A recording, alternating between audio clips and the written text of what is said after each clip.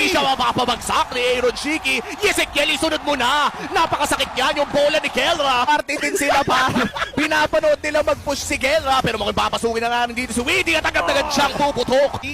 Ba't nyo ibibigay? Oo, ayan na, ayan na. Version play na naman sila nagagawin dito, pero joke lang daw. Pasag na rin yung Torres sa taas. Din talagang legit at Aran nag-flicker na naman sa terms. Si Brusco na ata makakatakit doon sa may batang hirap. Pero si Wega in na nga dito kay Aran. At isusunod pa ni Weedy boy. Oh my gosh, ito na ata ang pagtatapos ng game number 2. Ngayon, si Kera at ang buong kumpanan ng Fnatic Onyx Philippines, inubos na lang yung mga farm. Ayaw talagang palabasin dito sa kanilang base ang Team Liquid Indonesia. Ito na yung Lord ha. Ito na ata yung Lord push ng Fnatic Onyx Philippines. Avatar of the Guardian, naikisa na rin si Aran ata. Unang babagsak. Oh no, walang tinamaan doon si Brucio pero okay lang kasi wala kagad. Itong si Aran, 4v5 ang magiging laban. Actually, 6v5, 6v4 kasi kasama yung Lord na ito. Pasok din si Brucio, Super Prince, Diversion 10, and game number